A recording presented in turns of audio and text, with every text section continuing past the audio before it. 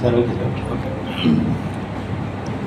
గత ఎన్నికల్లో జగన్ ప్రభుత్వం ప్రజా వ్యతిరేక చర్యలు చేపడుతుందనేటువంటి ఉద్దేశంతో రాష్ట్ర ప్రజానీకం భారీ మెజారిటీతో కూటమి ప్రభుత్వానికి ఓట్లేసి గెలిపించడం అనేటువంటి జరిగింది. ఈ 9 నెలల పరిపాలనా కాలంలో జగన్ ప్రభుత్వ విధానాలను ఆ రోజు వ్యతిరేకించినటువంటి ఈ కూటమి నాయకులు అధికారంలోకి వచ్చిన తర్వాత కూడా అవే విధానాల్ని మరింత తీవ్రతతో అమలు జరుపుతున్నారని చెప్పేసినటువంటి సిపిఎం పార్టీ భావిస్తూ ఉంది. ప్రత్యేకించి విద్యుత్తు ఒప్పందాలకు సంబంధించి అట్లా విద్యుత్తు బాధుడుకు సంబంధించినటువంటి విషయంలో గతంలో జగన్ ప్రభుత్వం విధానాల్ని తెలుగుదేశం నాయకులు లోకేష్, చంద్రబాబు నాయుడు అట్లాగే ప్రస్తుతం మంత్రులు ఉండేటువంటి వాళ్ళు అనేక మంది వ్యతిరేకిస్తూ దాని మీద కోర్టులకు కూడా వెళ్ళడం జరిగింది. దాదాపు 35,000 కోట్ల రూపాయలు సర్దుబాటు ఛార్జీల పేరు మీద జగన్ ప్రభుత్వం ప్రజల మీద భారాలు వేసింది.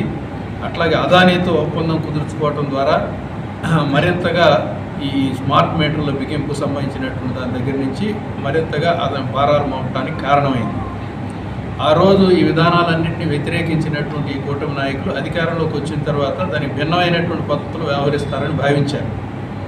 కానీ అవే విధానాలని అదే కంపెనీలతో కూడా ఏ జగన్ ప్రభుత్వం ఇచ్చినటువంటి కాంట్రాక్టులు ఇచ్చినటువంటి కంపెనీలకి వీళ్ళు కూడా కంటిన్యూ చేస్తున్నారు.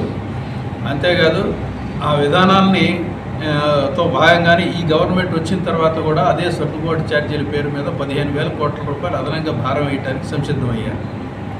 గతంలో జగన్ ప్రభుత్వ హయాంలో అదానీతో కుదుర్చుకున్నటువంటి ఒప్పందంలో అవినీతి జరిగిందని చెప్పేసి న్యూయార్క్ కోర్టులో కేసు నడుస్తూ ఉంది. తెల్లవారు లేస్తే ఈ కూటమి నాయకులు జగన్ అవినీతికి వ్యతిరేకంగా మాట్లాడుతుంటారు. వీళ్ళ మధ్య పెద్ద వైరుధ్యం ఉందని చెప్పేసినటువంటిది జనంలో పోజు పెట్టేటువంటి దానికోసం ప్రయత్నం చేస్తుంటారు. మరి ఆ రకంగా స్పష్టంగా న్యూయార్క్ కోర్టులో కేసు నడుస్తున్నప్పటికీ కూడా దాన్ని ఆసరా చేసుకొని ఇవాళ జగన్ మీద చర్యలు తీసుకోవటానికి అట్లాగే ఆ అవినీతి సొమ్ముని రికవరీ చేయడానికి ప్రభుత్వం ఏ రకమైనటువంటి చర్యలు తీసుకోవట్లేదు. అంతేకాదు ఇట్లాంటి అవినీతి బయటకు వచ్చిన తర్వాత పక్కన ఉండేటువంటి దేశాలన్నింటిలో కెన్యా దేశంలో, బంగ్లాదేశ్లో, శ్రీలంకలో అదానీతో కుదుర్చుకున్నటువంటి ఒప్పందాలన్నింటినీ రద్దు చేసుకున్న సందర్భాలు ఉన్నాయి. కానీ మన ఆంధ్రప్రదేశ్లో దాదాపు 1,10,000 కోట్ల రూపాయలు విద్యుత్ భారం రానున్న కాలంలో ప్రజల మీద పడబోతున్నటువంటి అదాని ఒప్పందాన్ని రద్దు చేయడానికి టీడీపీ కూటమి ప్రభుత్వం సంసిద్ధం కావడం లేదు.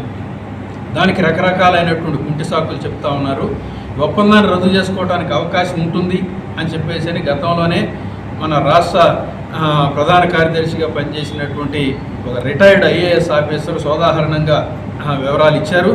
అయినప్పటికీ కూడా ఈ ప్రభుత్వం ఎందుకని దాని మీద చర్యలు తీసుకోవట్లేదు అని చెప్పేసి అంటే పైకి వీళ్ళిద్దరూ పరస్పరం వ్యతిరేకం అని చెప్పేసి నటిస్తున్నప్పటికీ అంతర్గతంగా ఒకళ్ళకొకళ్ళు సహకారం చేసుకునేవాళ్ళు. వీళ్ళిద్దరూ కలిసి అదానీకి అట్లాగే మోడీకి అనుకూలంగా వ్యవహరించేటువంటి వాళ్ళు కాబట్టి జరుగుతూ ఉంది. అందుకనే ఇద్దరు విధానాలు ఒకటే అని చెప్పేసి ప్రత్యేకించి విద్యుత్తు ఛార్జీల బాధుడు విషయంలోనూ, విద్యుత్ ఒప్పందాల విషయంలోనూ, అదానికి దాసోహం చేసే విషయంలోనూ ఈ రెండు ప్రభుత్వాలకి విధానాలు ఒకటే అని చెప్పేసినటువంటి దాన్ని సోదాహరణంగా వివరిస్తూ సిపిఎం పార్టీ ఒక బుక్లెట్, చిన్న బుక్లెట్ రిలీజ్ చేయడం అనేటువంటి జరిగింది. ప్రజలందరూ దీన్ని అర్థం చేసుకోవాలి. అర్థం చేసుకొని రానున్న కాలంలో ఈ విద్యుత్ భారాలకు వ్యతిరేకంగా ఒక పెద్ద ప్రజా ఉద్యమంలో భాగస్వాములు కావాలని చెప్పేసి సిపిఎం పార్టీ పిలిపిస్తాం.